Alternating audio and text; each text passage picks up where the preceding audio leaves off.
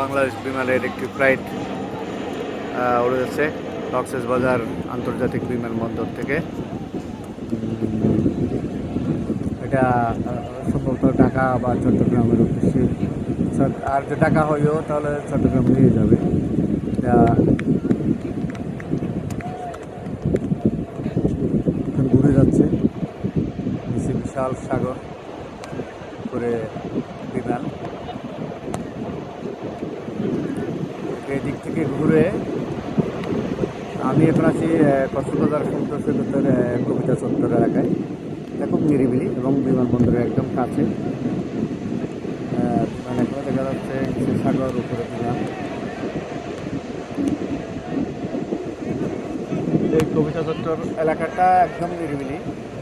বিমানটা হারিয়ে গেছে, অনেক দূর, একদম ব্যাগের ভালো হয়ে গেছে।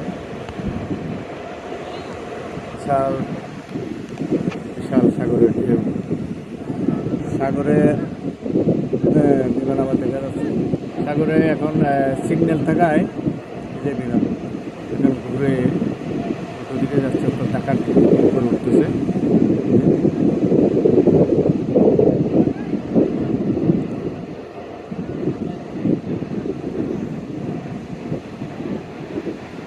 এই কবিতা চত্বরটা একদম নিরিবিলি থাকে প্রায় সময়, কারণ হচ্ছে এটা একটু মূল ওই দিক থেকে সুগন্ধা বা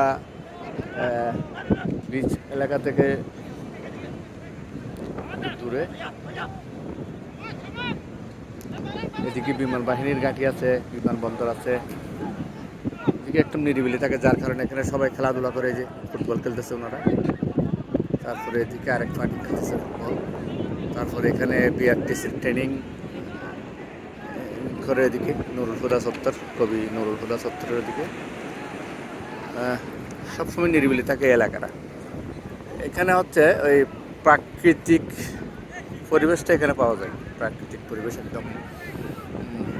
এখানে কোনো কোলাহল মুক্ত প্রাকৃতিক পরিবেশ। এখানে কোনো দোকান ঘর নাই, কোনো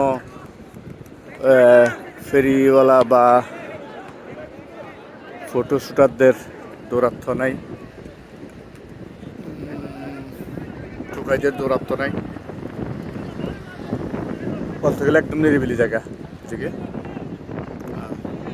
সিজনের সময় একটু আর সে এখন সে একটু ইয়ে থাকে, কোলাহল থাকে, এদিকেও চলে আসে টুরিস্ট।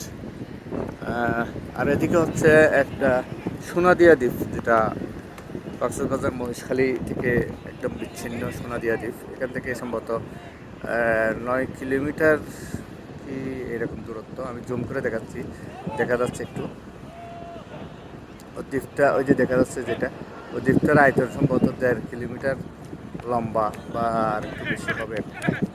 ওই যে সোনাদিয়া দ্বীপ, এটা মহেশখালী উপজেলায় পড়ছে সম্ভবত। এই যে সোনাদিয়া দ্বীপ, সেটা সোনাদিয়া। ওই দ্বীপে এখনো ঘরবাড়ি অনেক কম।